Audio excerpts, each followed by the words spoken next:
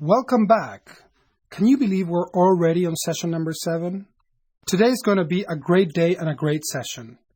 You know what I'm going to ask you. Have you done your assignment? Please tell me you did. When I work with my clients, I always tell them, you get out in direct proportion to what you put in. So if you're really committed when you practice your assignments, you'll get a lot out of it. And there's a huge difference between the people that really show their commitment when they do their assignments and they do it fully and they do it over and over again to really make sure that it sticks. And someone that just says, okay, well, let me just go and check the box. So then Andy's not going to blame me and ask me to turn the audio off. So I hope you're super committed. You've done your assignments with all your energy and you're ready to move on. So let's rock. I am so excited about today because we're going to talk about step number 5 of the 7 master steps, creating empowering alternatives. This is a really fun step, you'll see. Now, a key principle of this program is that you can't just stop doing something. You have to start doing something else. If you're going to change someone's behavior, their thought process, you've got to interrupt the old pattern and you've got to give them something new that meets the same needs. Creating new alternatives empowers a person to find all the options that are available, thus creating multiple ways to meet their needs.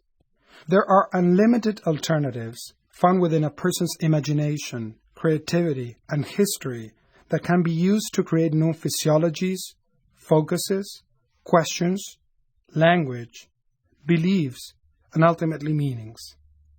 In today's session, you will learn about vehicle analysis, which simply means what ways are people meeting their 6 human needs. Are they meeting their needs in a way that's empowering, disempowering, or neutral? You will learn how to help a person look at their vehicles and find better ways to meet their needs. I find this session one of the most exciting of all because you'll see that it's going to be one of the most interactive sessions of the whole program. So are you ready to get started? Let's go.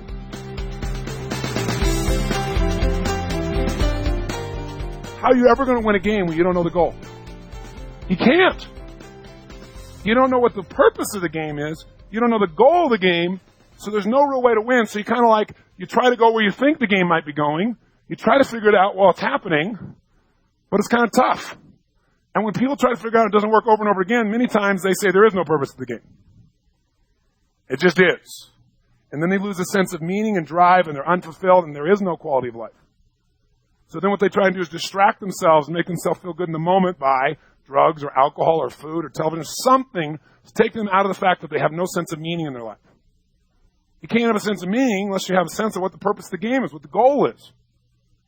Very few people have a clear idea of the goal. You're about to know exactly what the goal of the game is, precisely for every one of you. And then, over the next few days, you'll be able to refine it with new language that excites you more. That you can kind of say, this is my specific one, but it will lead to the same set of targets that are built into your nervous system that your creator gave you. Now, how you go about achieving these particular goals is totally unique, just like playing any game. There's so many moves, so many approaches, and that's part of the fabric of your life. The way you approach it, all the different ways you do things, but the goal will be absolute. And you will know what the goal is for the rest of your life. You'll have the holy grail of what does it really take for you to feel a sense of meaning and certainty and variety and excitement and passion, all those things in your life all at once from this day forward. You will know. And whether you do it or not will be your choice, but you'll know. You'll never be in a position that 99.99999% of the population is of not having a clue what the purpose of the game is. That's very frustrating. Now, we're going to learn once and for all what is the purpose of the game. Everyone here will have their own way of meeting that purpose, but there's an ultimate outcome you must meet for you to win the game. It's actually a series of outcomes. There's 6 ways to score.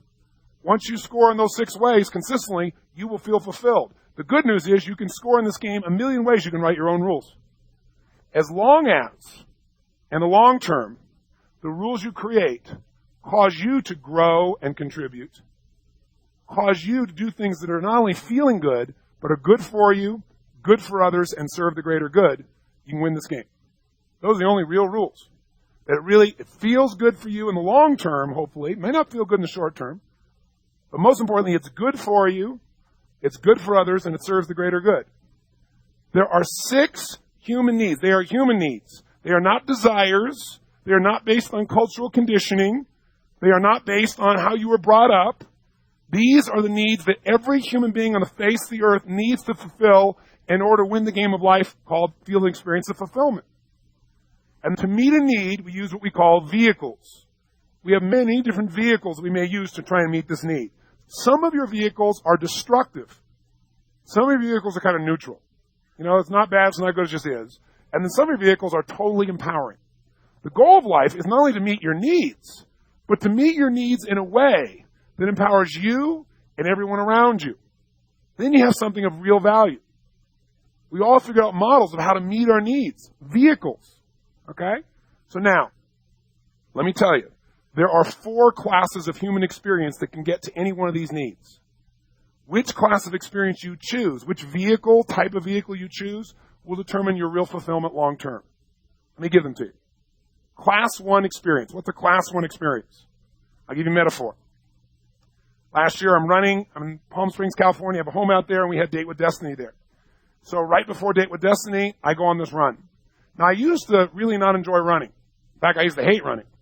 I felt my back was all messed up, and I just didn't enjoy it at all. And here I am on this run, and as I'm on the run, I'm listening to this music.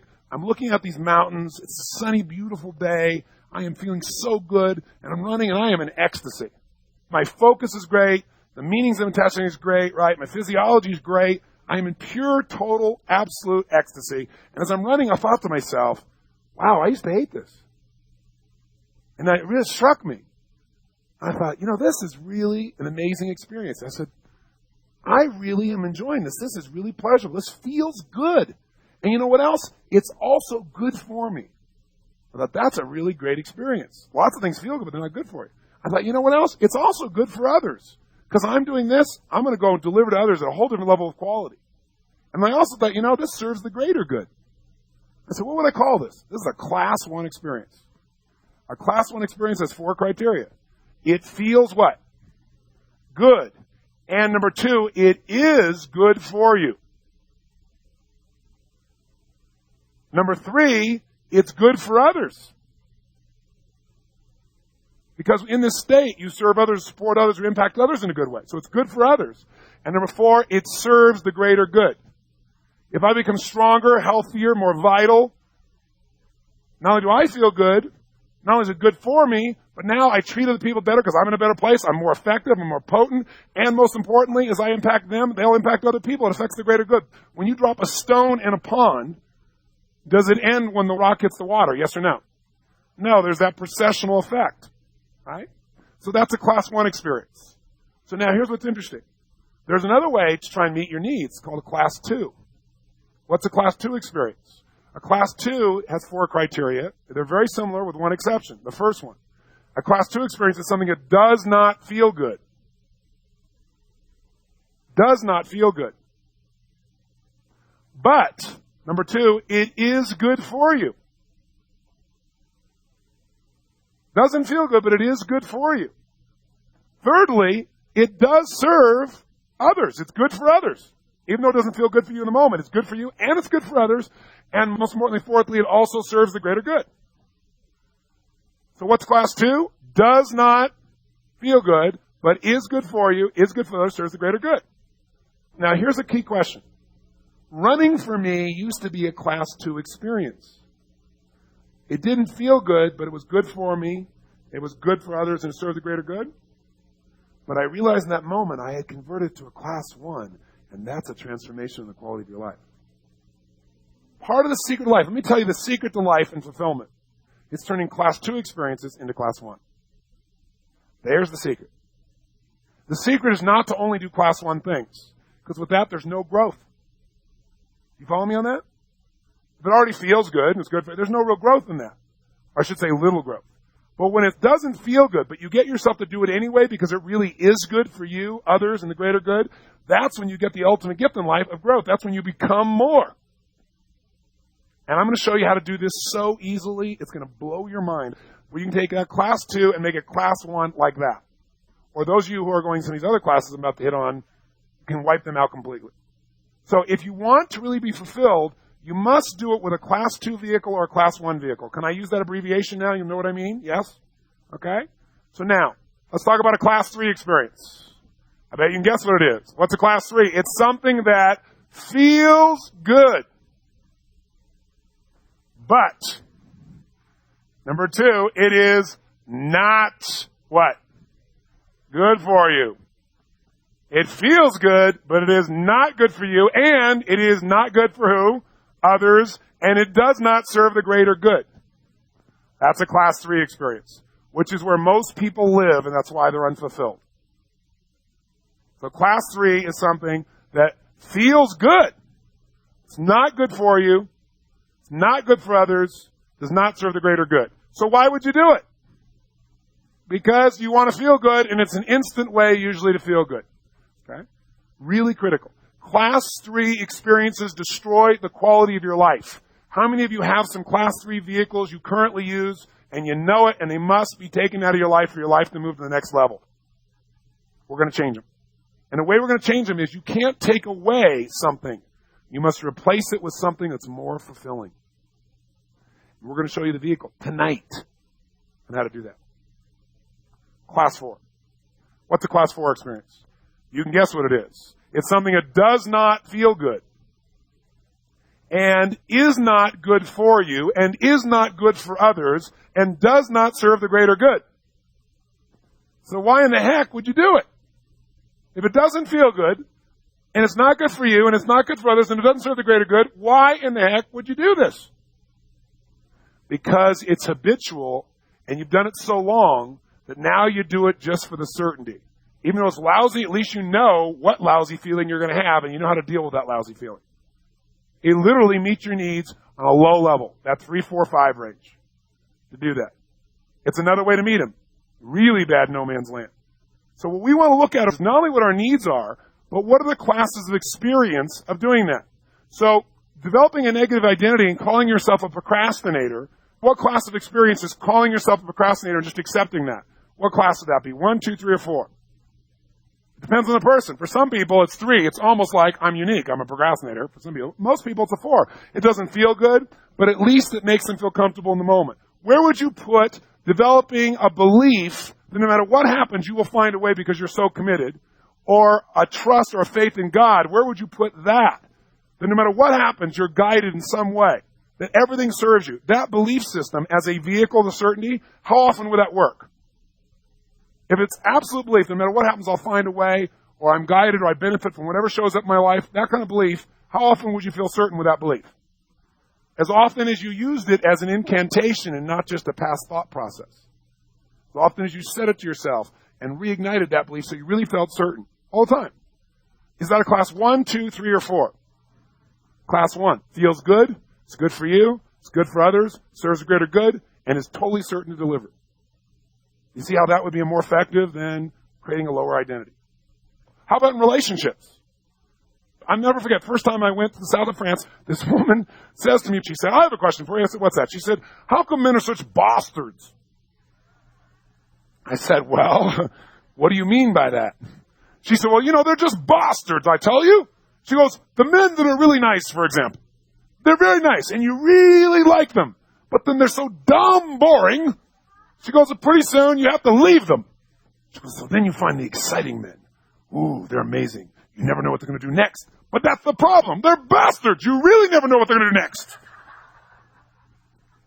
So then you get sick of them, so you go back to those other ones. But then you get bored again, so then you go to the exciting ones. She goes, I don't know. They make me crazy. Men are just bastards.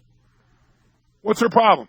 She is trying to meet one need or the other through her relationships. She's either trying to get that certainty or she's trying to get that uncertainty/variety surprise. And what happens is, in relationships, like anything, like career, like business, like anything else, you will not be happy with only one of these. And the secret is most people zero in on the one they don't think they have. And then they get that at the expense of the other one. And then they're crazy. So they spend their whole life wondering why they're never fulfilled, right? So when you don't feel like you're going to win the game, you go for a quick state change. You go for a class 3 experience, don't you?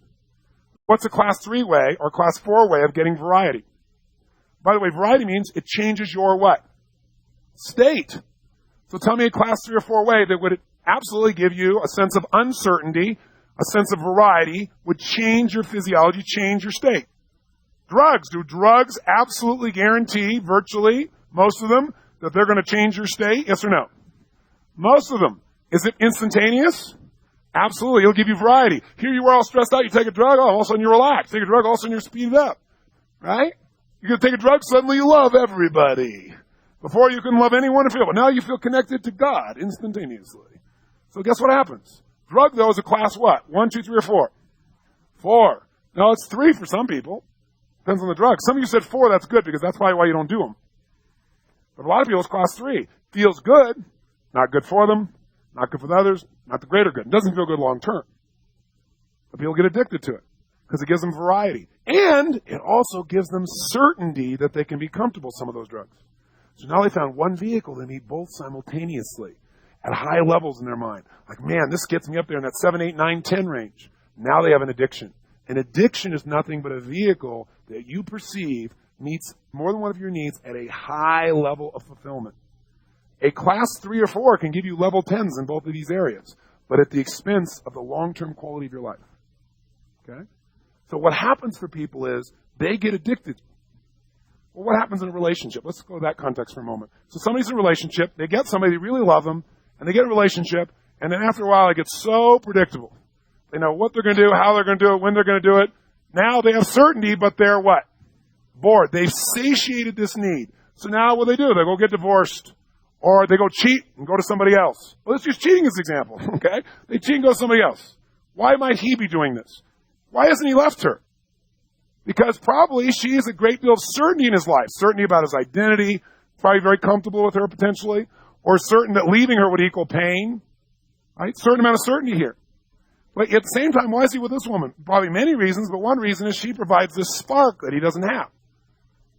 Of uncertainty. It triggers him. But why doesn't he leave her? Because he still wants the certainty. So he's got 2 different vehicles to meet these needs instead of 1 vehicle to meet both. How many follow? Now, some people will get divorced now, and then they'll go after someone else, so they'll be very excited about initially. Excitement comes from uncertainty. And then pretty soon, they'll be working to get the certainty. They got the excitement to go, well, I want to marry you, or I want to be with you, I want to live with you, I want certainty I can have these good feelings all the time. And then they'll get here, and then very often they'll go back to the same cycle again. That's why you hear people in their 2nd, 3rd, 4th marriages. Or relationships of the week. Right? You get the idea? It's all driven by this need. This has happened with people's careers. They do something, boy, they're all juiced about it because it's new and it's unique and it's different, it's challenging, and then they allow themselves to get caught up in the day-to-day and not appreciate its uniqueness, just like they don't appreciate their partner's uniqueness. Pretty soon they get bored, they look for something else. And they keep running a cycle, never fulfilled because now they got this one and they don't have this one. Is there a way to meet both these simultaneously, yes or no? Yes. Are there ways of doing it that are class 2 initially and eventually become class 1 or class 1 ways? Yes or no? Absolutely. So what are some of the ways you can get surprise, uncertainty, variety in your life in a good way? What are some bad ways or some neutral ways? Well, some simple ones. Bad ways? Simple. Drugs, alcohol, food. Can food give you variety? And certainty? Oh my God, no wonder I like food so much. I can instantly have both those things without any effort. All I gotta do is stuff my face and it's available anywhere and there's ads everywhere going, aren't you hungry? Aren't you hungry? Aren't you hungry for Burger King? Right? Constant stimulation. Constantly in front of you. Constantly being taught to allow yourself not to be hungry, to immediately take away that drive inside of yourself, shut it down and relax. So you don't get the higher levels of fulfillment. What's another way we can get this sense of variety?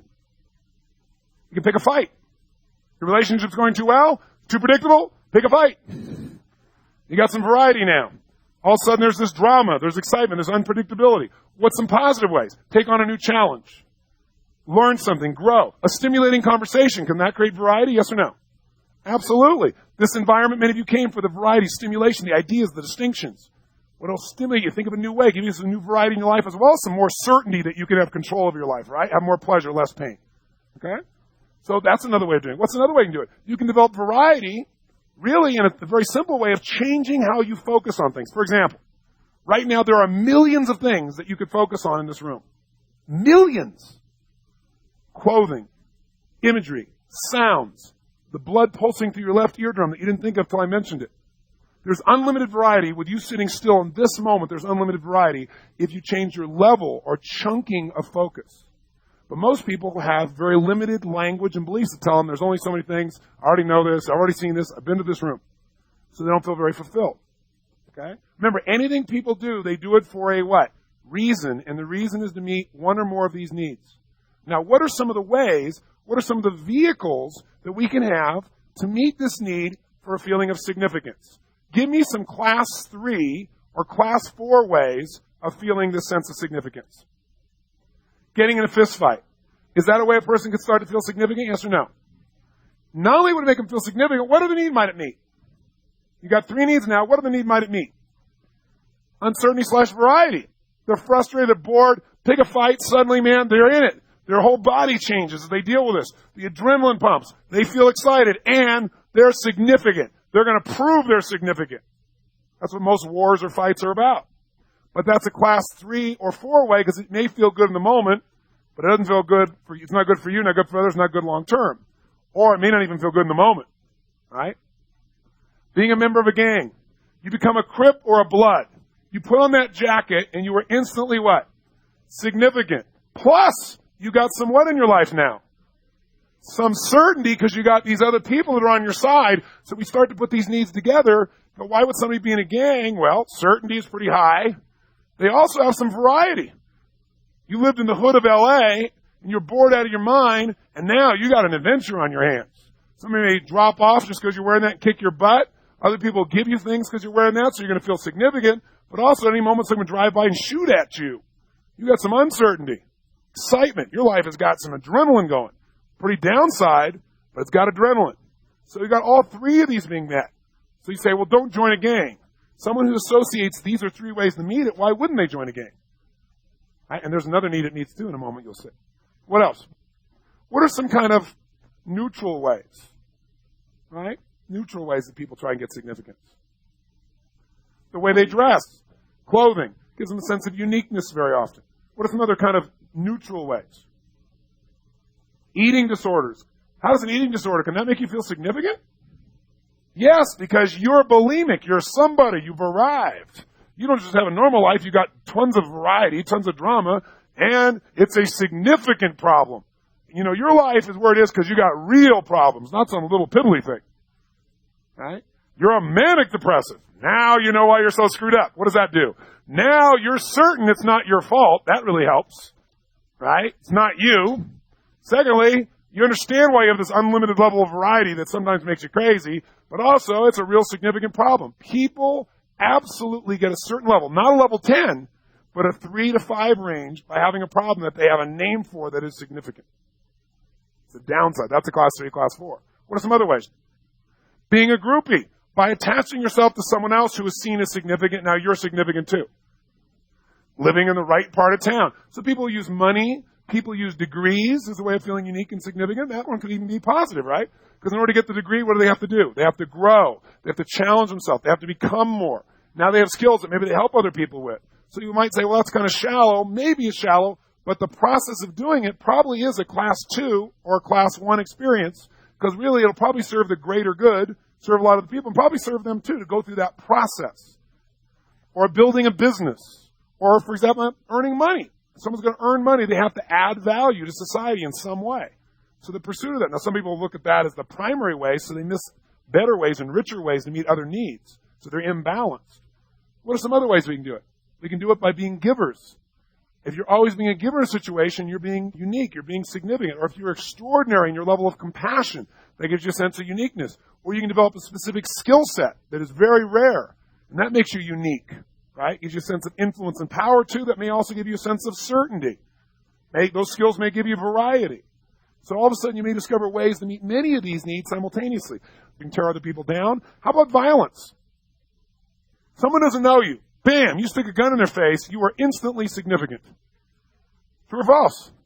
And it requires no effort, no intelligence, and it gives you immediate reward. Class what?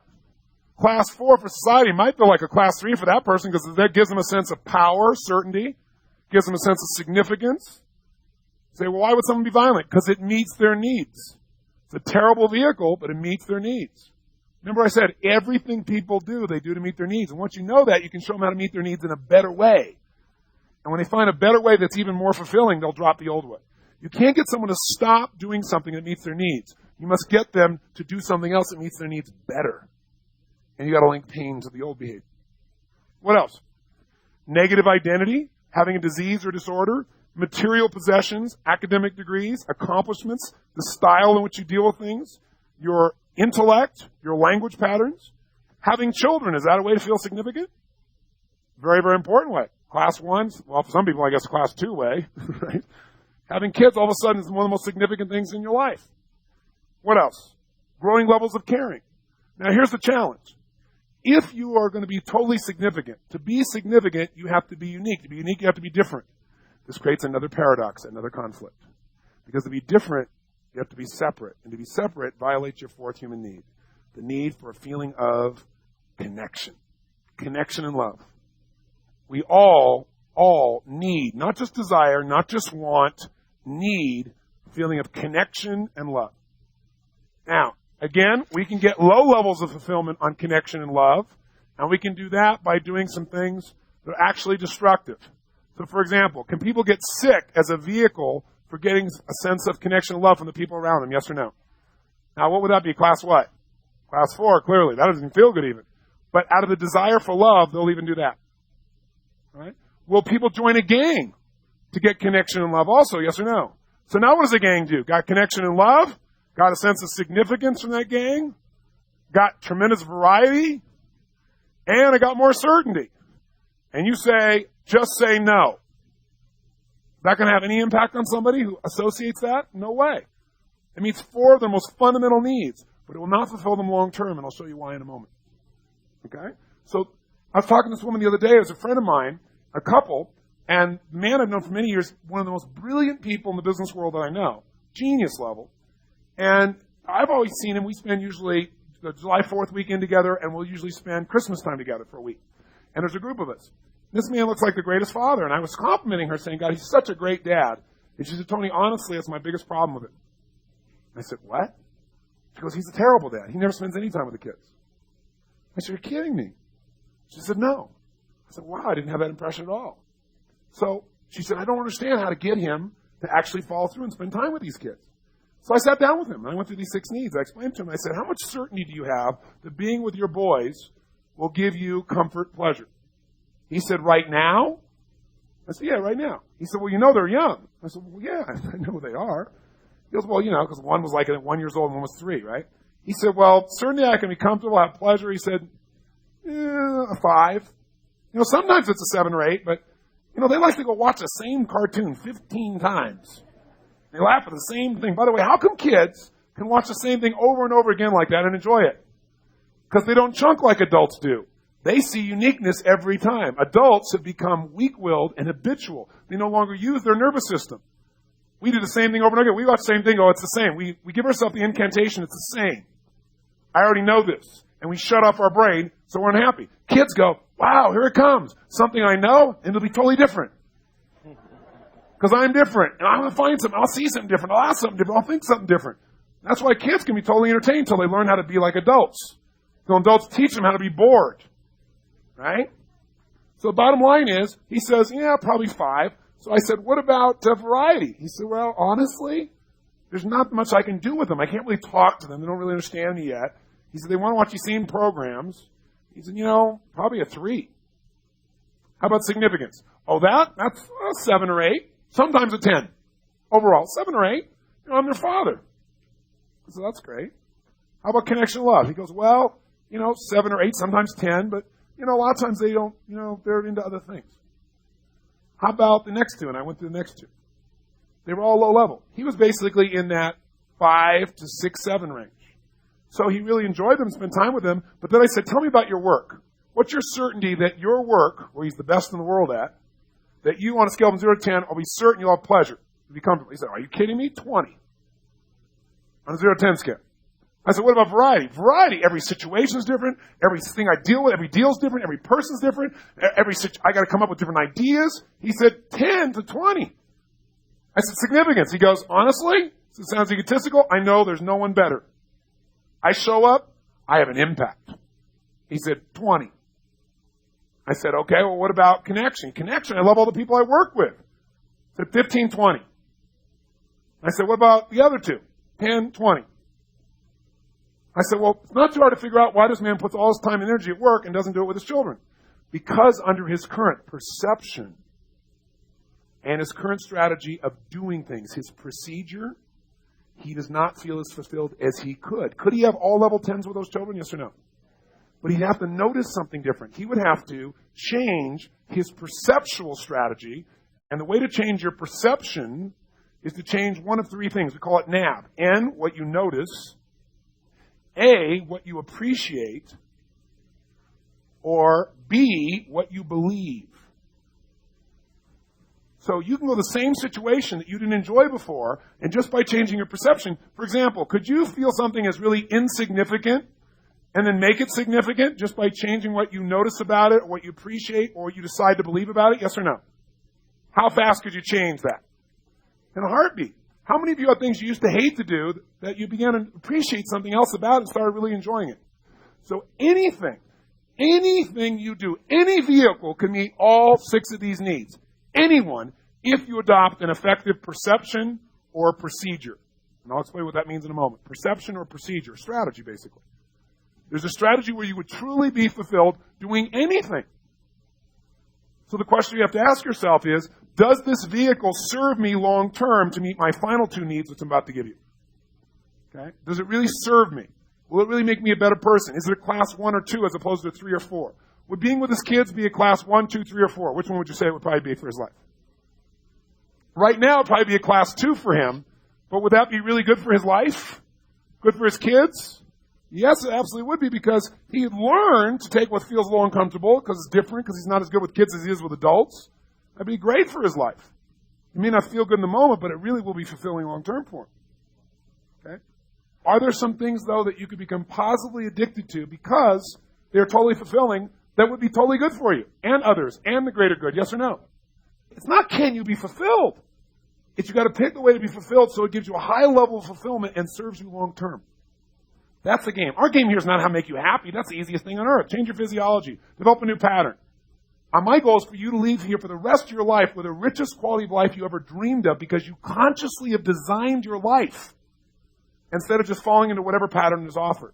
Now, by the way, my friend, there is a pattern of language, physiology, and beliefs that causes you to seek out some of these particular vehicles.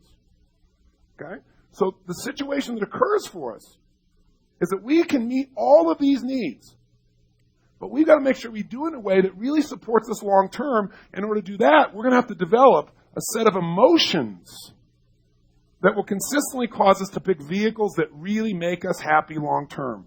And to do that, we're going to need to change our patterns of what? Physiology. What else? Language and belief.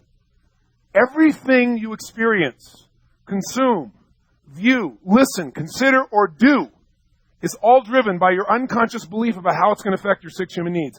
This is the driving force of every thought, feeling, and emotion you have. The distinction is you have a set of beliefs, a set of physiologies, and a set of language patterns that determine whether or not you think someone is going to meet your needs or something is going to meet your needs.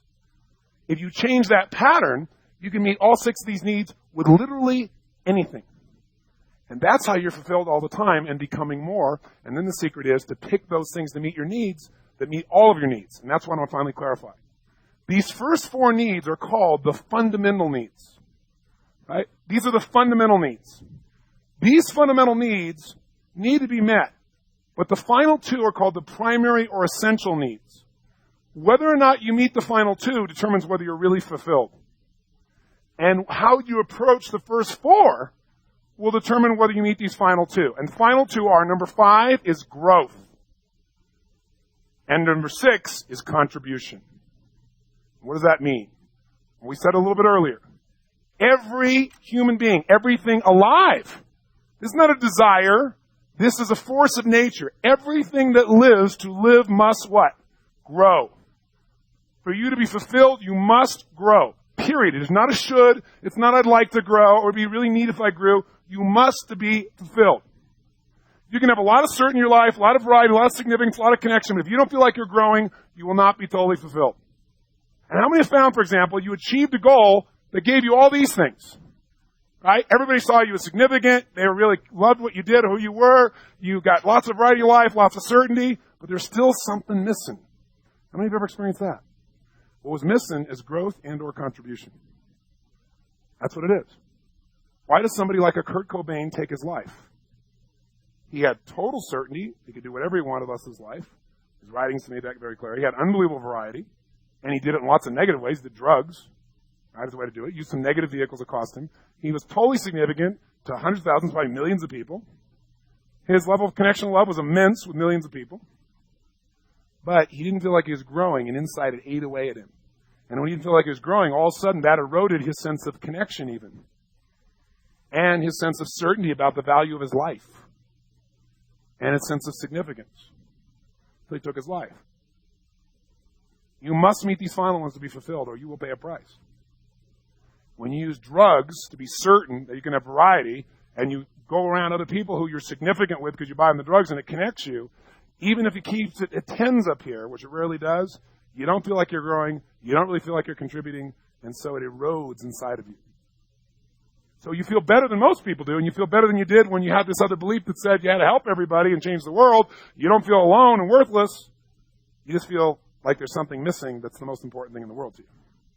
For example, join a gang. What do you got? Connection, love, significance, variety, certainty, growth, a little. That's part of the problem. It meets that need too. But maybe not tons. Contribution, a little. Pretty hard to break that, isn't it? It's going to meet most of your needs. But most class 3 and class 4s have to do a little on these last two. The point of the matter is you must grow to be fulfilled. You must grow as a being. Everything in life grows or dies, and everything must contribute beyond yourself. You have to do something that you aren't doing for your own benefit. You're doing it because it's good or right. That's the ultimate fulfillment. You're not just doing it to get some certainty or to get people to feel like they're significant or for you to feel significant about yourself. You're doing it because it's good.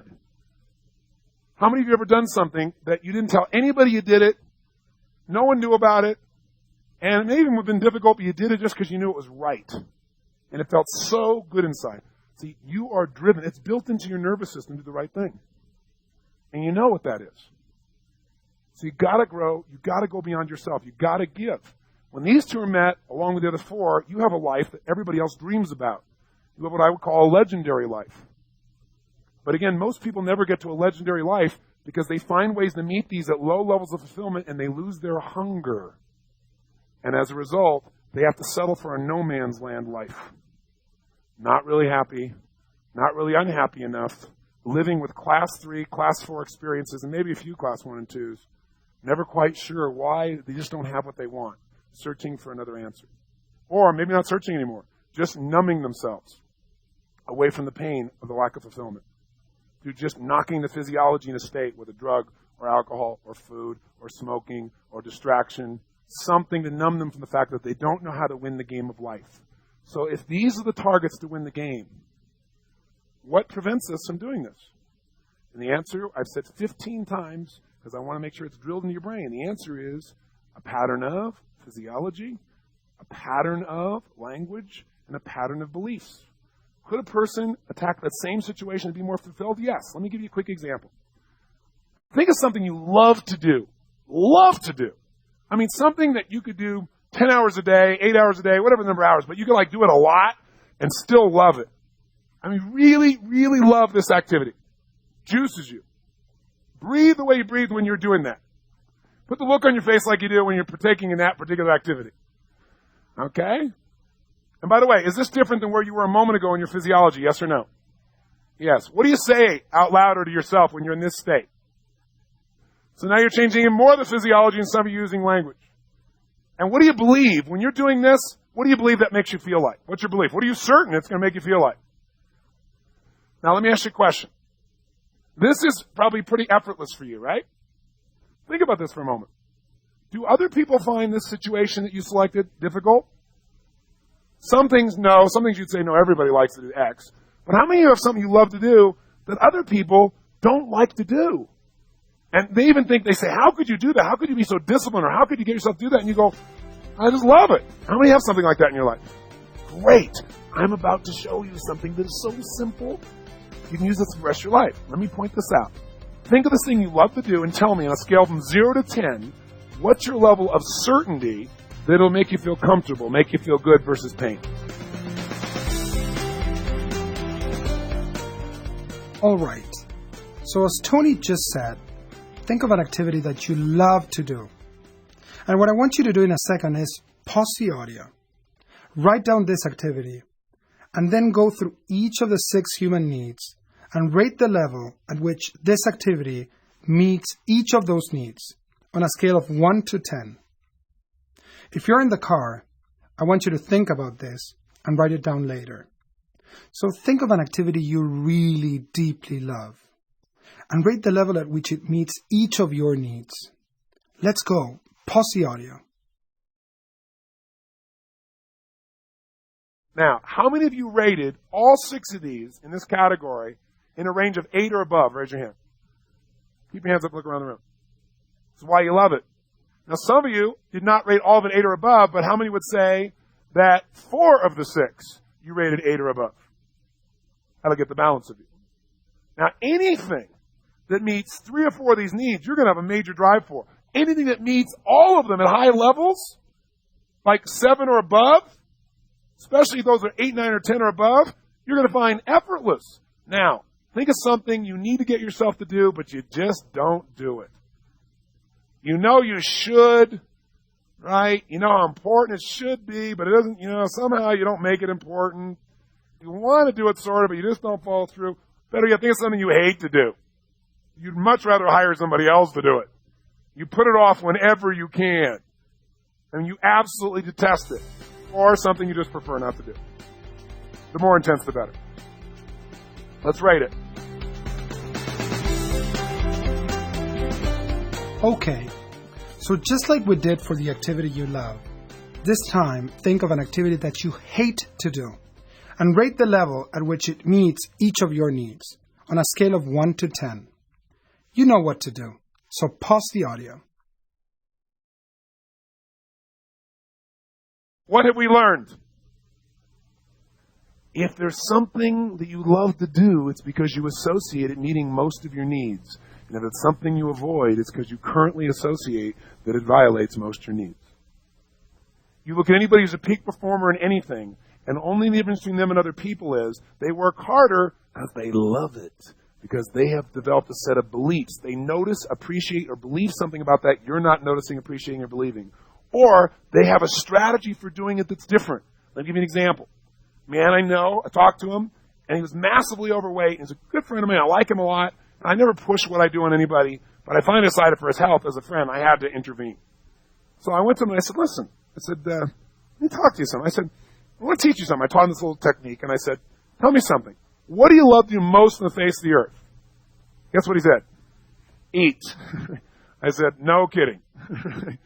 I said, okay, on a scale from 0 to 10, what's your level of certainty that eating will give you pleasure?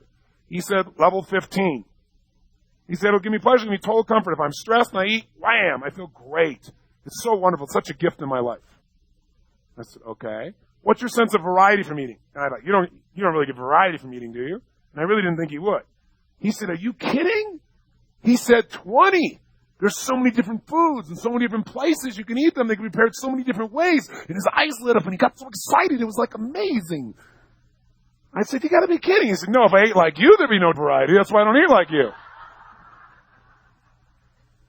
Now, with every behavior that a person has, as they try to meet their needs, they tend to have 1 or 2 that are really they're getting the biggest bang for their buck from. Of the 2 I've said so far, which one do you get the bigger hit from based upon his physiology, would you say? Variety. I said, what about significance? He goes, no, I didn't get significance from eating. And so I thought, okay, is he right about that? I said, wait a second, though. You won't even go with me to a salad bar because you're too snooty about it, right? You say it's a pig's trough.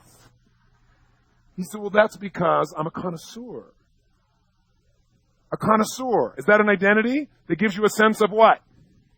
Significance. He goes, oh, you got me. Okay, a 10.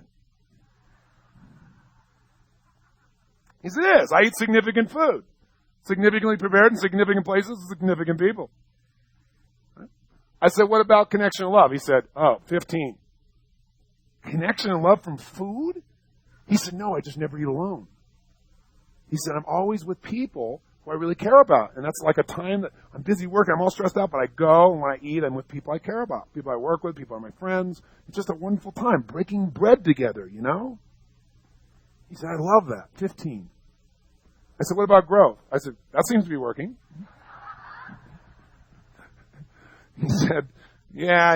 He laughed. He said, but it is true. But he said, I grow emotionally and spiritually. He said, because when I'm eating, I'm with my friends and we talk about ideas that really matter, significant ideas, and we grow together.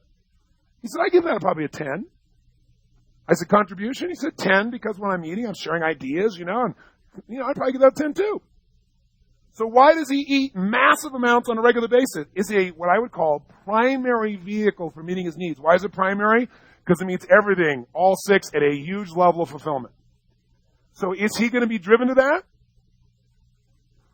He would only change if for some reason, even though it meets many of his needs, it simultaneously was meeting them, but was costing some. And a person in his life started talking to him about somebody intimate, how they weren't as attracted to him anymore. And what that provided was a little opening, a little what we would call leverage. Because the only way we change is when we link enough what to our current behavior? Pain. And that changing will equal even more what? We'll deal with the pain we know because at least we have certainty about it rather than the unknown, which could be worse. Why would he not stop though? Well, he might lose a little love, but geez, it meets everything else. Certainly there must be some other way than stopping eating to do this. I can't give up all these things. And so then he goes through a battle. So then he rationalizes, she really doesn't love me. She's not that important to me. Because if she loved me, she'd accept me the way I am. In order for him to maintain a vehicle that meets all of his needs. Because when we go through the list of how she meets his needs, she is not as certain and predictable to feel good all the time as the food is. How many follow? And he wonders why, for some reason, his relationships don't last. Because he's found a vehicle that he thinks is more fulfilling based on his current belief structures. How many follow? So I said, well, tell me something you hate to do. He said, that's easy. Exercise. What a wonderful combination. Right? So eating math numbers of food, by the way, excess food, class 1, 2, 3, or 4. 3, feels good in the moment, right? Is it good for him? Good for others? So the greater good? No. This is class 3. So where he is not going to change because he's got a class 3 that fulfills him, but it really doesn't make him grow long-term and contribute long-term. He won't feel fulfilled long-term. He'll feel bad. And inevitably, it'll affect his relationships. Inevitably, it'll cost him connection, won't it? It'll cost him significance because inside, when he's honest with himself, he doesn't feel significant when he can't even control his own body and his own eating.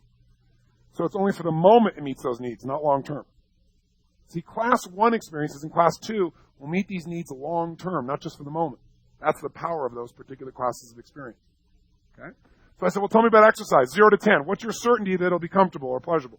He said, are you kidding me? Minus 20. He said, it's painful. That's why I don't do it. I said, okay, what about variety?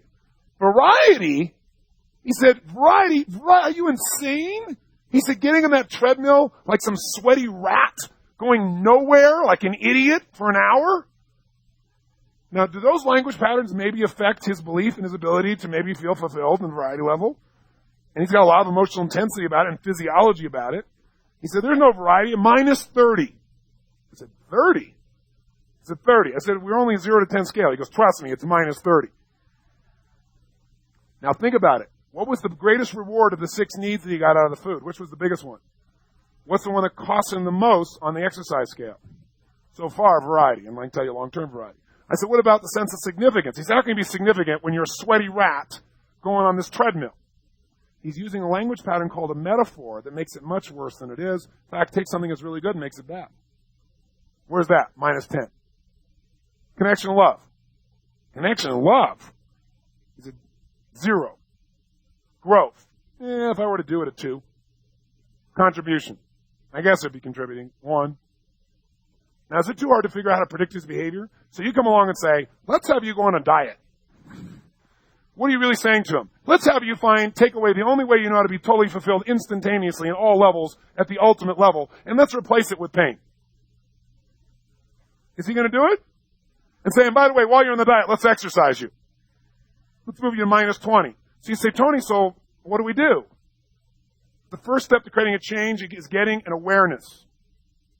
What I've spent this afternoon with you doing is starting your awareness so you can start to say, I know why I'm doing this. I can figure it out. There's only 6 reasons I'm doing it. What's the level of fulfillment of getting each of these 0 to 10? And you're going to know why you're doing anything. Listen, Think about it. When you have one vehicle for fulfillment, you live in fear. Because what happens if that relationship disappears? Then your life disappears.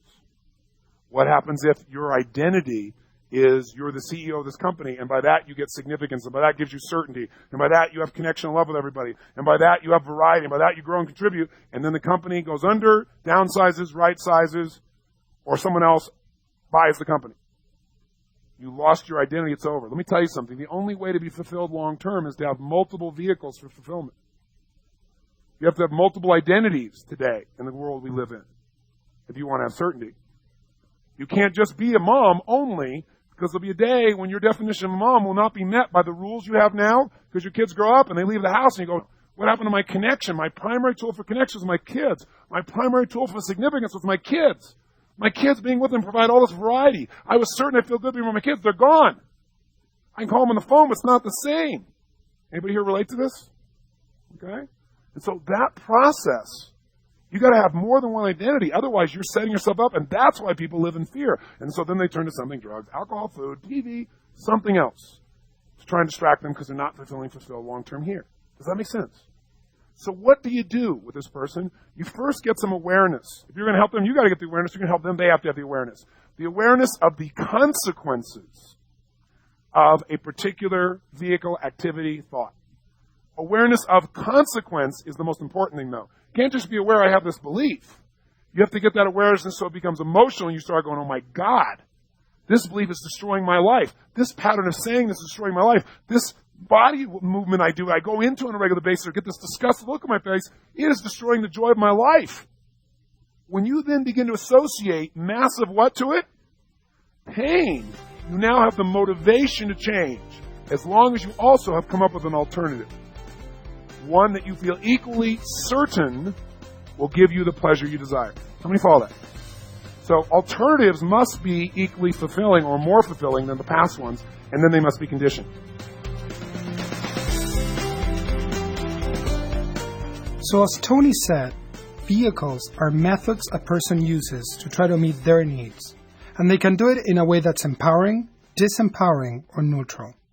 As a leader, you can help someone identify ways they are meeting their needs that are not good for them and find vehicles that can meet the same needs in a more fulfilling way. Tony shared with you that one example of the man who worked long hours at the office as the vehicle to meet all 6 of his needs. And he was not spending as much time with the kids because his needs weren't getting met at the same level. However, it's possible to create new ways to meet those needs by determining what other things he could do to add to his fulfillment. Tony mentioned one key way is to change your triad, your physiology, language, or beliefs about how a vehicle could meet your needs. With this man, if he changed his perception of how his kids could give him variety, his needs would be met at a higher level. Remember he said that he got little variety because his children were too young to talk?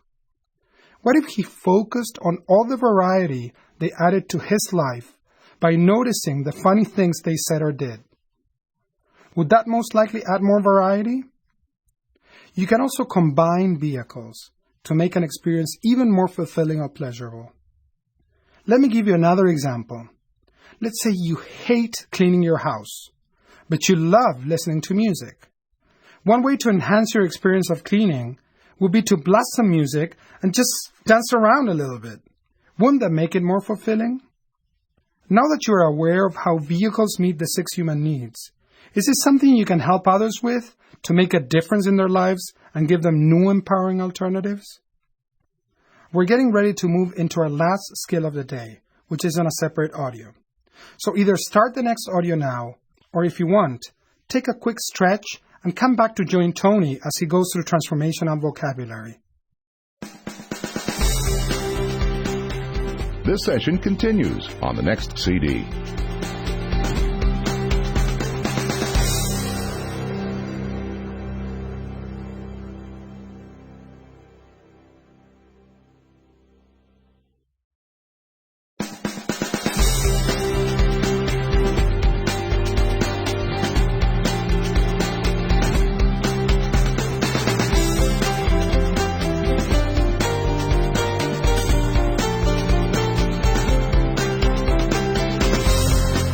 Welcome back to the second skill of creating empowering alternatives by using transformational vocabulary.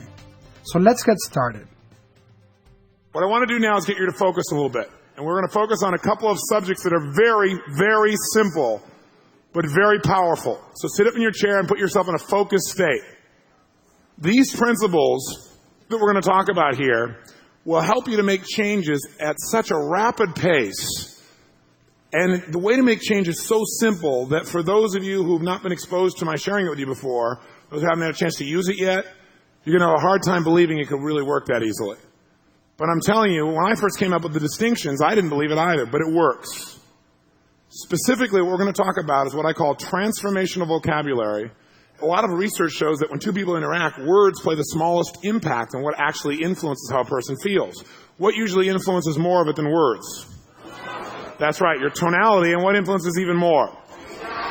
Physiology. There's no doubt that that is true. However, words have unbelievable power. Words by themselves have unbelievable power to move people if you choose the right words. And the words that you're using moment to moment as you live are shaping your destiny. And the reason is, think about it, throughout history, different people have selected words that have moved us because the right words don't just get us to listen, but the right words will move us to action. See, our country here in the U.S. was formed by a few people who put the right words together. And actions were moved by a few people. When Patrick Henry got up way back when, right, and said, I don't know what course others will take, but as for me, give me liberty or give me death. And he did it with every ounce of congruency in his soul. He moved mass number of people to take action. It wasn't just words. You know, when they got together and put this thing called the Declaration of Independence together, it wasn't just words. Those words represented actions. They were very specific words. Words that would move men and women for decades, for centuries. Martin Luther King used words. I have a dream. John F. Kennedy used words. Words can make us laugh, they can make us cry, they can wound us, and they can heal us. Words can change the way you think, and they can change the way you feel in an instant.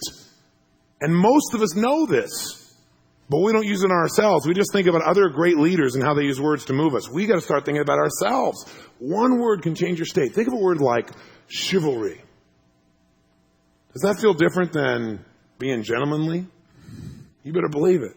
Or you think of a word like nobility, or integrity, or impeccability.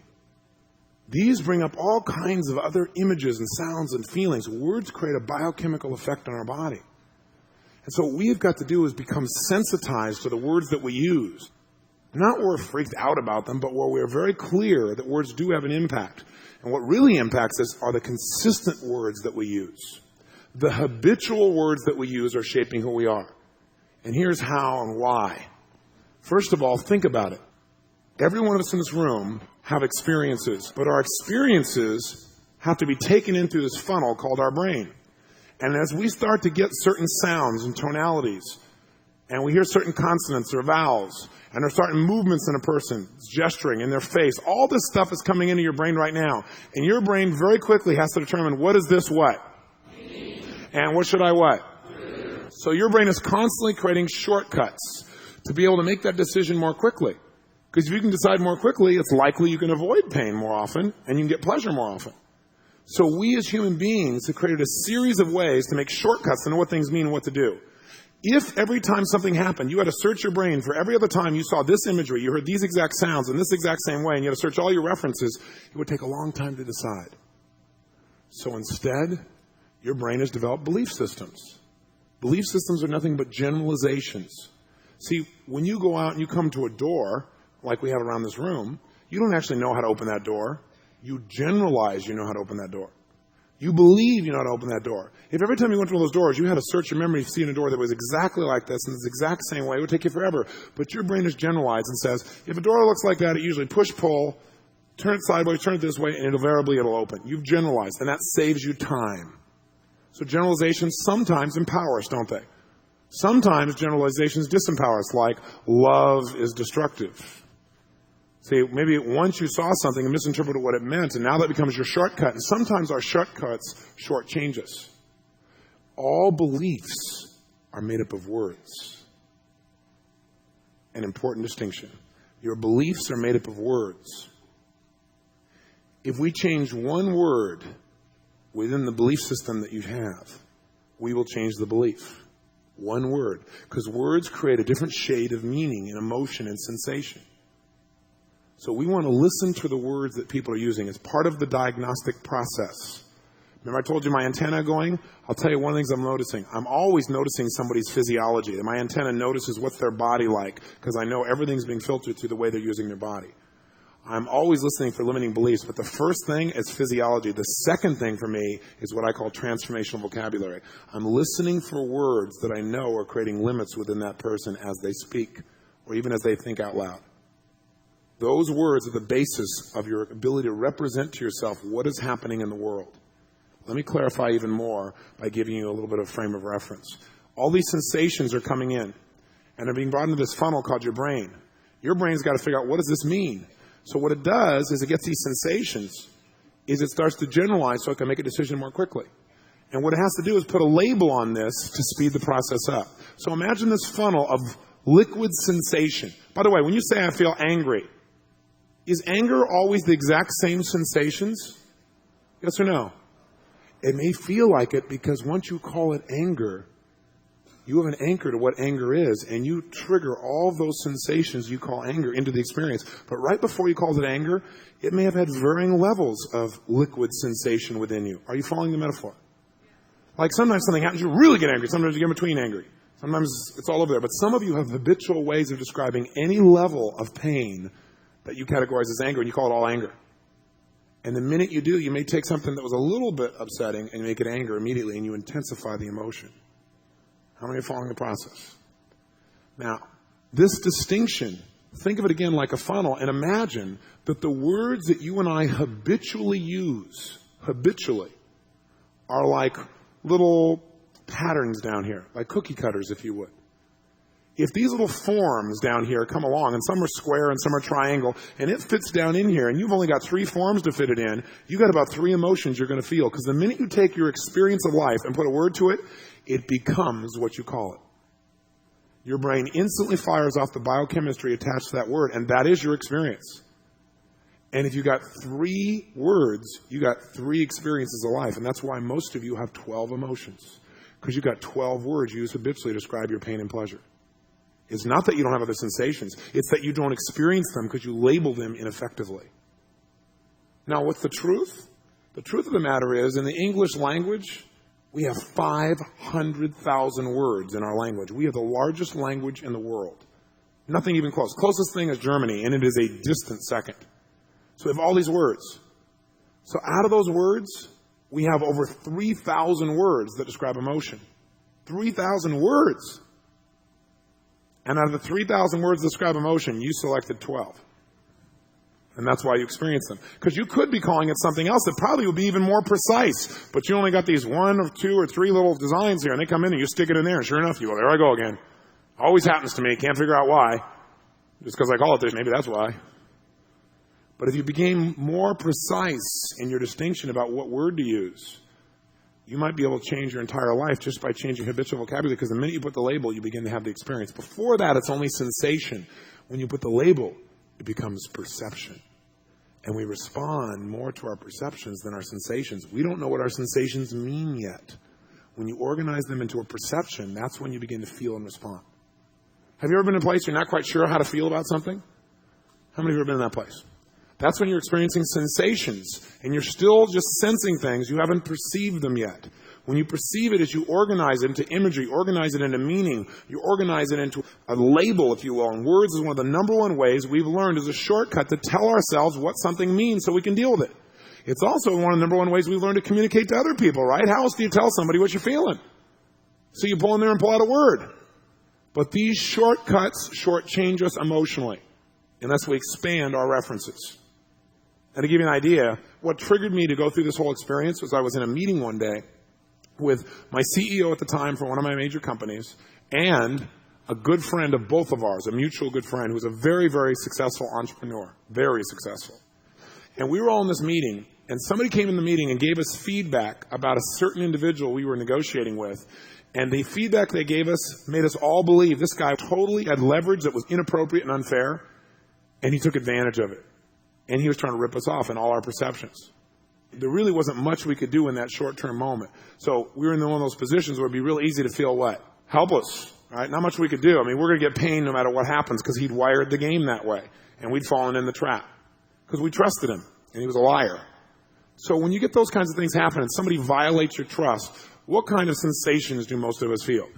Upset of some sort, right? But what do you call those? Some of you say, well, it depends on how angry I get. That's true. You know what happened in the meeting? All three of us responded completely different to the exact same information. I got really angry. I was like, I can't even believe he did this. Oh, man, I was really angry about it. What's interesting is my CEO next to me went absolutely bonkers. Rage. I mean, even by my anger level, and I was upset, I thought this guy lost it. It's like, I can't even believe it. I can't believe it. I mean, I am so much rage. I am so livid. Oh, God, I can't believe it. And I was like, mellow out. What's the deal, you know? I mean, it's really upsetting, but geez. Meanwhile, my buddy over here next to me, he's just sitting here going, oh, well.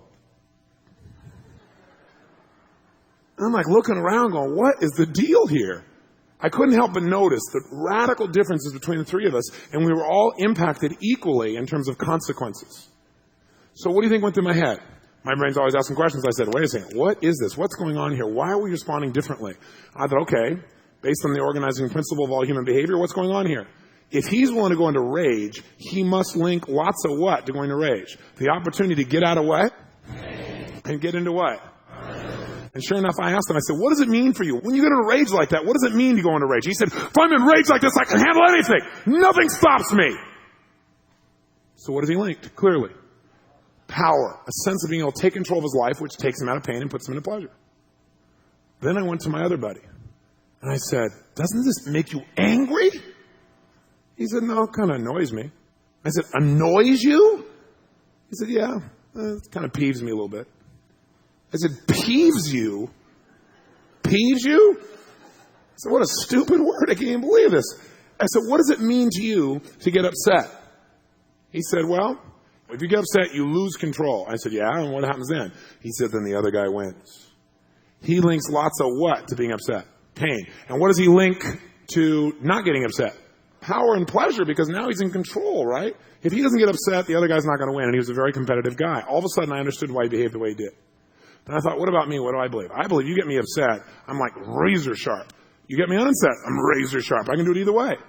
So I don't avoid being upset. If I get upset, I use it. If I'm not upset, I don't use it. I can do it either way. So I'm not going to go to the extreme on my one buddy, but at the same time, I didn't have this linkage that, being like this is the way to be either. That seemed like weird and wimpy. Why would you? Peeved. I'm peeved. It's like, God, that annoys me. And I was like, I just realized I've never seen you really upset. He said, no, not really. Upset's not something I really get. I said, don't you ever get angry? The CEO went, don't you ever go into rage? And I'm like, relax. And he said, no. He said, I get a little peeved, a little annoyed. Every once in a while I get a little tinkled. I said, tinkled? And he started to laugh like crazy. And I was like, this is the weirdest stuff, So I said, what about that time when the IRS came and they took his money? They took $250,000 of his right out of his bank accounts, and they were wrong. And it took him 2.5 years to get his money back. One agent just got like this little hair in the wrong place and got upset about him. And as a result, he went after my buddy, and he took total advantage. I said, didn't that make you angry? The other guy's going, I'd kill him. He goes, it really peeved me. I said, come on. He said, no, I was peeved, I was tinkled, I was annoyed, but that was about it.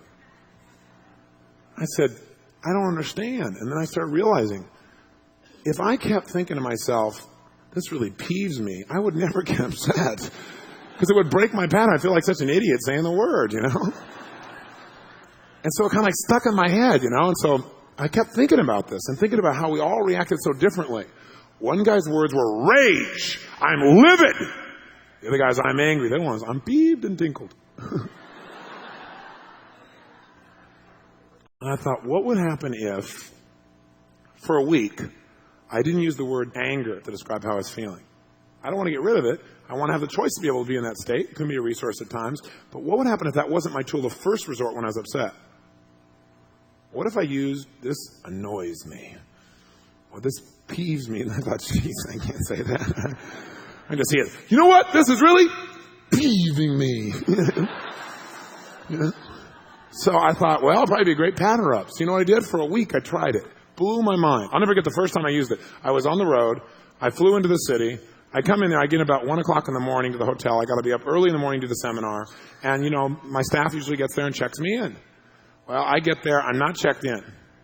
So I get to the front desk, and this person who died 4 years ago and is still working at the front desk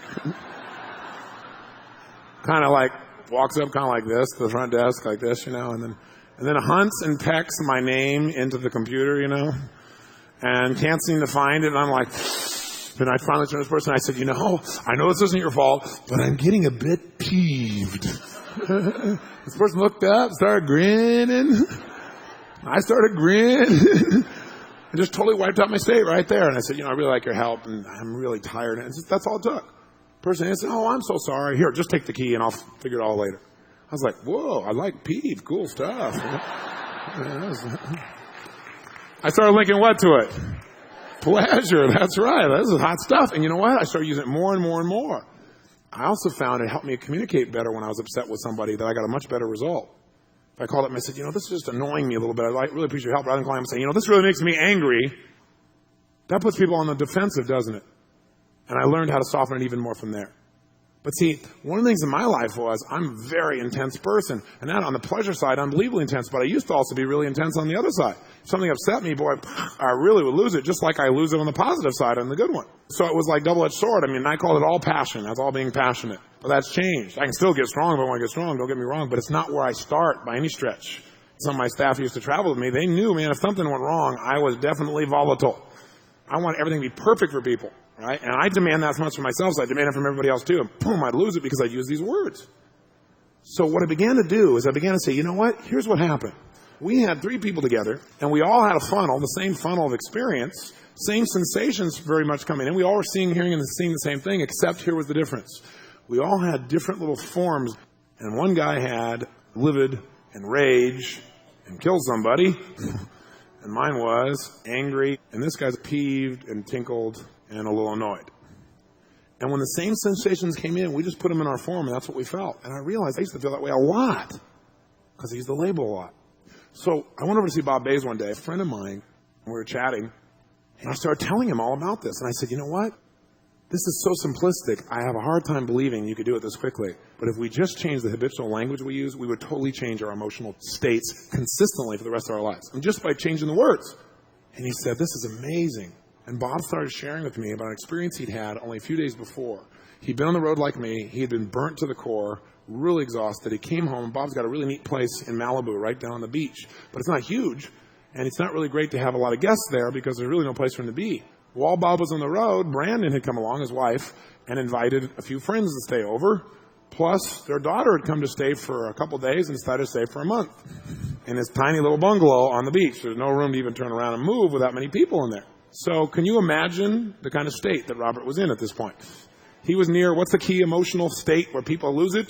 Threshold. He was definitely at an emotional threshold, and he lost it. And what pushed him over the edge was the one thing he wanted, all he asked for, was he'd set up his VCR and he wanted to have some game, a baseball or football game, taped. And when he got home and somebody had messed with that, he lost it. And he found out it was his daughter, and he totally unleashed. And he started yelling and screaming at her with absolute rage, using 4-letter words, which Bob never does, and had never done in her entire life up until that point, in her 20s, of actually raging at her in that language. And she freaked out and burst into tears. The way he describes it is she whined all over the place. That's also transformational vocabulary. Right? Is whining transformational vocabulary? Sure is. It's describing transforming the experience through words. That's what transformational vocabulary is. It's when you take sensation and you transform it through language. Transformational vocabulary transforms your experience. And by the way, you can transform your experience into something more pleasurable or more painful. So Bob loses it, but the most funny part of the whole thing is Brandon is there, and she assumes this is a pattern erupt and starts cracking up hysterically. Bob was wishing it was a pattern erupt. He wished he thought of that. She's cracking up. She thinks for sure it's that, and then she realizes it's not. And Brandon was so perceptive. She went up to Bob afterwards. She said, Bob, she said, you've never done this before. I've never seen you act this way ever with her. She said, you've never done that. Kelly, their daughter, you're doing something that Kelly does. She has these emotional explosions every now and then. And I noticed something. You're behaving like she behaves, and you're using a word she always uses, a word you never use. You always talk about being overloaded. But I noticed you've been saying for the last week, you keep saying you're overwhelmed. And that's the thing she always says right before she loses it. I thought, wow. Is it possible that by adopting someone's language patterns, you would adopt their emotional patterns as well? And as I began to test that, I found it's absolutely accurate, especially if you model their physiology when you say the words and their gestures. And by the way, how many of you have words that are part of your vocabulary, maybe even phrases that you picked up from your parents that you even to this day use the same way they use them, meaning the same kind of tonality elements? How many of you got some of those you're aware of? I'm curious. I have a few. My father, my fourth father, one I had the closest relationship with, he used to walk home at days, and he used to walk in the door right after work, and he would yell, "Monkey gurus!" For no reason. It made no sense. We all went into a deep trance. Right? But he had such a good time. We all started doing the same thing. We had no clue what we were doing. He used to call people dudes before it was the popular thing to do. And we all did that. And to this day, I still call my kids dudes and dudesses and tease them in the same way. The same tonality comes out of me, and I feel the same emotions as I felt then. I also discovered angry language came from my family as well. That's exactly what my dad would do when he lost it. And I was using his same language pattern, feeling his same emotions, his same intensity. How many can relate to this? I'm curious. So I began to think, wow, you know what? This works not only on the negative side, though, it works on the positive. See, do you think that if you have an experience of pleasure coming through here, does the amount of pleasure, is that based upon your actual experience or based upon the label you put upon it? What do you think? Here's what I want you to put in your notes. The label you put on your experience becomes your experience. The label you put on your experience becomes your experience. The minute you say, "This is humiliating," you're right. But maybe what it is a little bit uncomfortable. Would that make a difference in how you feel? Yes or no? You better believe it. And you know what? Some people have these intense words like humiliation. They attach it to any sensation they don't like. Anything that's disappointing, they don't call it disappointing, they call it humiliating. And you know what? They feel humiliated. My mom called me on the phone. And this was right after I started making these distinctions. And I was out of town. And my answering service wasn't working, so I had just a machine on there. And she called, I guess, 2 or 3 times, and she got the machine. And she reached my secretary one time. She absolutely lost it. I finally got a message from her on the machine by the time I got home. And she just went on and on about how my son is not president of the United States. And who does he think he is? Though I got to leave a message on the machine. I want to talk to him personally. She went on and on and on. I am totally and completely humiliated. And she went absolutely crazy. So I called her up and explained to her that she should look up the word humiliation in the dictionary. And that did not build much rapport. What I began to do is tease her and harass her until I broke her what? And then I explained to her transformation vocabulary, and I explained to her everything I'd done to support her, and that she was already making herself feel horrible by selecting words that weren't appropriate. She jumped the gun, number one, in her beliefs. Number two, even if she believed something was wrong, she used a word that intensified the emotion. True or false? How many of us do this? How many of us select words that intensify our negative experience? Do you know what's good about knowing about this? One is you can break this pattern the minute you know about it. And two is, can you take pleasurable experiences and make them even more pleasurable by putting the right label on them? See, people who get around me pick up my language patterns. And one of my language patterns, most of you know, is like, for example, passion.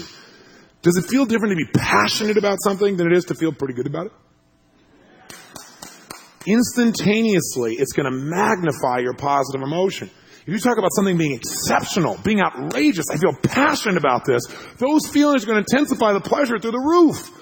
But most people don't consciously select their language. So you know what they do? Most people have really intense words on the negative side and very wimpy words on the positive side, and they wonder why they have a lot more pain than pleasure in their life. It's the words you're habitually using that are shaping you. They're shaping everything, your beliefs, the way you think, and what you do. They're the building blocks of human experience. If John F. Kennedy can use words in a way that moves you, or Martin Luther King, or Winston Churchill, you can certainly use words to move yourself. And you can move yourself to tears and pain, or you can move yourself to joy and nobility. you'll determine what habits of language are you going to use. The average person's vocabulary, I started thinking, okay, I want to know more about this stuff. And that's when I found out we have 3,000 words for emotion. The average human being or English person's vocabulary, out of the 500,000 words, how many words do you think the average person uses, including its and thus? What'd you guess? I've gotten about 2,000 as the consistent feedback I've gotten from linguists. 2,000. That includes thus, ands, us, all that stuff. 2,000 words total.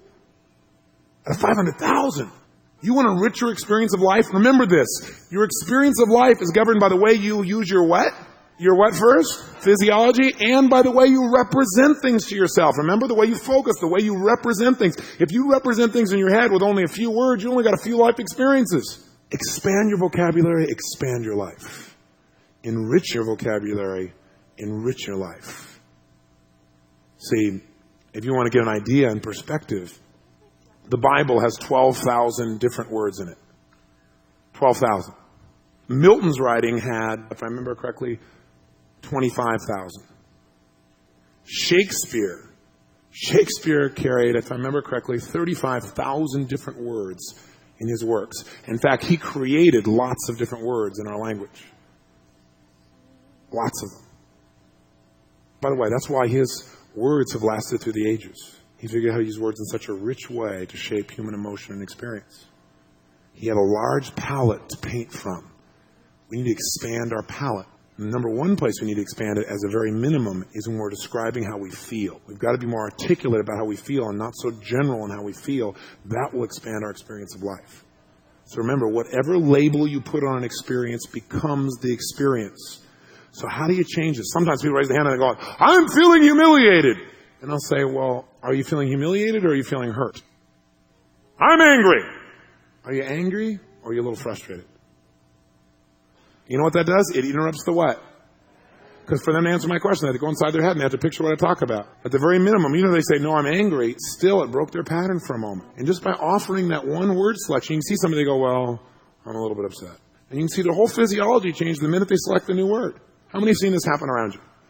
Great. Then let's do this. Sit up in your chair with some energy. And here's what I want you to do. Write down 3 words that you use habitually to describe negative emotions you feel. Okay? And come up with 3 alternatives. 3 words you use on a regular basis, describe how you feel, and come up with 3 alternative words that will either lessen the intensity or totally break the pattern. And let me give you a clue. If you come up with a word that's fun to say, you'll use it instead of the old one. Because you like pleasure. If you come up with something that'll break your pattern, it's fun, that's great. But at the very minimum, make sure it'll lessen the intensity. Write down 3 words you use habitually to create negative emotions. Write down 3 alternatives. Go for it. All right. So think of 3 words you habitually use to describe your negative emotions and come up with 3 more empowering alternatives. Pause the audio. Let me give you a quick example on something you might find useful. The same day I was talking to Bob about the experience he had with his daughter, we were having lunch. And we were both cranking real intensely on a lot of different things. By the way, does cranking intensely, does that take the experience we're having and probably intensify it? Yeah, but for me, those are very positive words. Would that be different if I said we were working on some notes? We were cranking intensely on a whole series of subjects, and there we were at lunch, still cranking along, and Bob turns to me and says, Tony, you know what? I can't even believe that people could ever be bored. I said, can you believe people ever get bored? He said, boredom's not even in my vocabulary. And I went, what did you just say? You just said boredom was not in your vocabulary. Remember what we talked about earlier? If boredom's not in your vocabulary and you never experience it, I wonder if there's a relationship. I wonder what would happen if you took a word out of your vocabulary, if in fact that emotion would disappear from your life.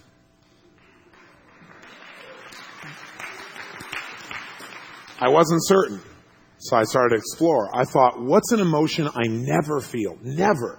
And the answer is depression. I never feel depressed. I get frustrated or upset or tired or hurt. If I'm looking for a negative emotion, it might be those, but never depressed. And you know why? Years ago in Venice, California, I was depressed. And I linked up depression equals death.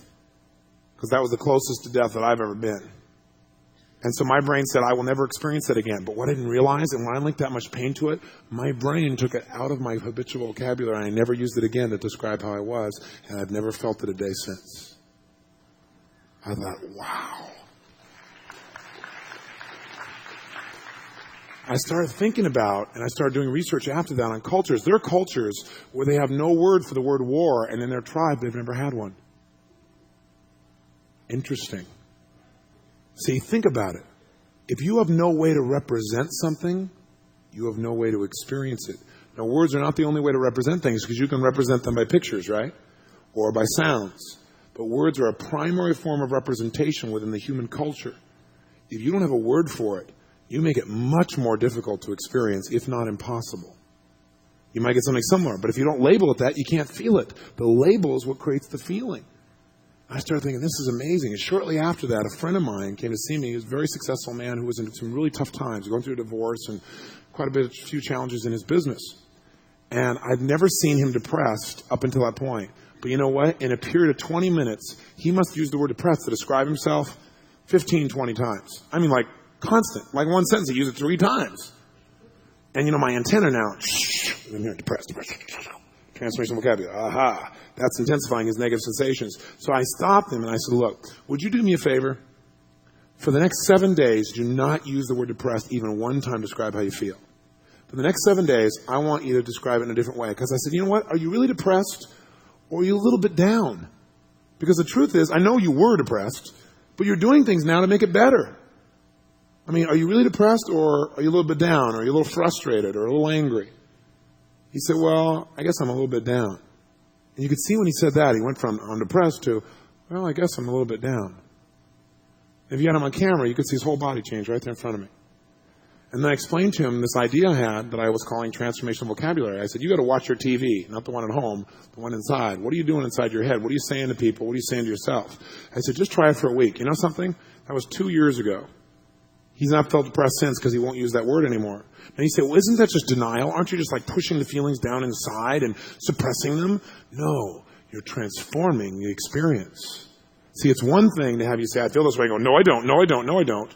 It's another to literally transform what you're sensing by transforming what creates the triggers in your brain to feel in the first place, which is words and a large extent of your life. So what you're offering yourself a chance to do here is to take negative sensations and lower their intensity. Are there times when you want to use angry, yes or no? Absolutely. Because every emotion is a resource in the right context. But you don't want those to be the tools of first resort, do you? No, then you'll be animated in a negative way all the time. So the object is not to take away certain emotions you want there. But to me, depression is not one that I see as a resource ever. So I took it out. And I didn't even realize I took it out just because I linked enough pain. And I bet you've done the same thing. I bet if you looked in your life, there are some things that are just too painful for you that one day you decide you'd never feel that way again, and you don't use that word anymore to describe yourself, and you don't feel the feeling. Dig through your own personal history and see if it's there. Let me tell you something even more exciting. You can also take your entire emotional life and intensify it on the positive by developing a new set of habitual words that describe how you're feeling. So instead of saying, I feel okay, pretty good, I'm not dead, you know. People have interesting ways of responding, don't they, when you say, how's it going? Right? Or just the way they describe things day to day. What I want you to do now in your notes is write down 3 positive words you use on a habitual basis, but I want you to come up with 3 new words that would intensify those positive emotions through the roof. Push those emotions through the roof. Go for it right now. Sit up in your chair with energy as you do it. Take 3 positive words you use a lot and come up with 3 alternative words that would enhance it immediately. So you know what to do. If you're driving, think of these words in your head and write them down later. Or if you can, grab your manual and jot them down now.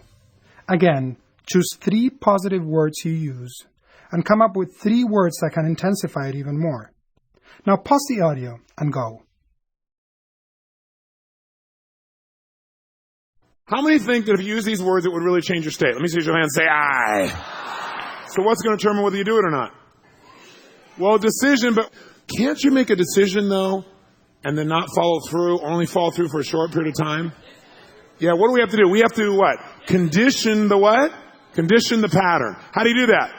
Well, one way to make sure you do it is just practice doing it again and again and linking what to it? Imagine some situations. Take a nice deep breath in. Exhale slowly. Close your eyes. And think of that negative word. Out of that list of 3, pick the one that was the most negative word for you, made you feel the worst. Out of the negative list you made. And when you remember what it was, say yes. Great. Now as you think about that for a second, Just for a second. Remember how it makes you feel? Think of a place where that emotion would normally come up. And when you can think of a situation where it would normally come up, say yes. Great. Now I want you to imagine yourself going into that situation by simple rehearsal. I want you to go in, and I want you to see yourself going into that state, and right as you're about to, you turn that person or situation, you say, this, whatever your funny thing is, excuse me, no, you're tinkling me right now. Whatever it is, and make yourself smile as you think about it. And then think of another one, and now make it happen rapidly. Think of it several situations where you normally would get upset, and see yourself using this, and feel yourself feeling good inside. Smile while you're doing it. Make it like a cartoon, where everything looks animated. Do it a few times, again and again. See yourself using it in all kinds of situations, work situations, home situations. And each time you do it, see it working out where it makes things better for you and where they actually respond to you better, where you're more resourceful because of it, or you're witty, or you come up with something unique because of it, or it lowers your intensity and immediately you feel better.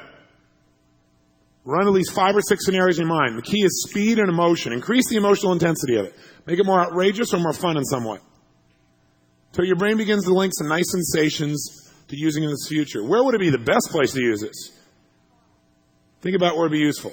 Bumper-to-bumper traffic, somebody says something to you. Think about how good it would feel.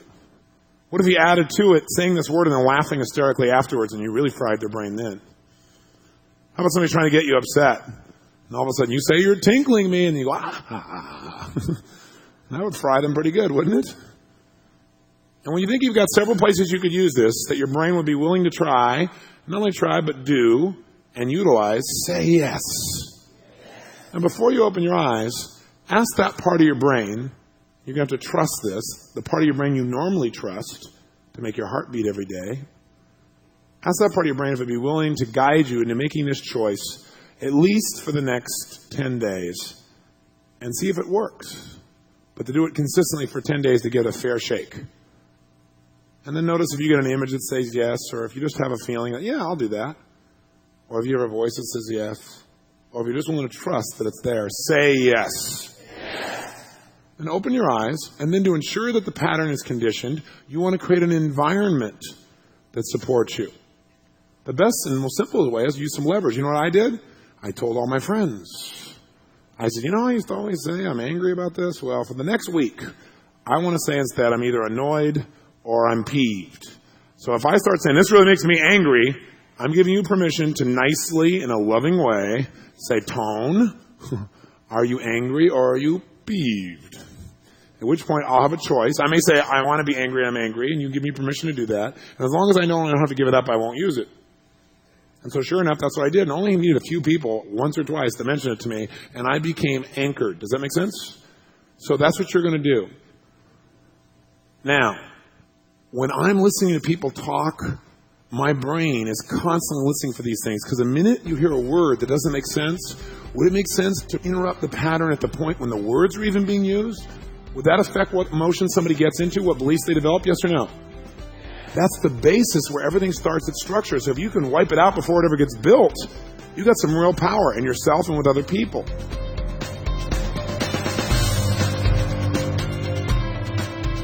So today's session has been a little longer than usual, but I hope you've gotten a lot of fabulous, extraordinary, unique, fantastic, unbelievable value out of it.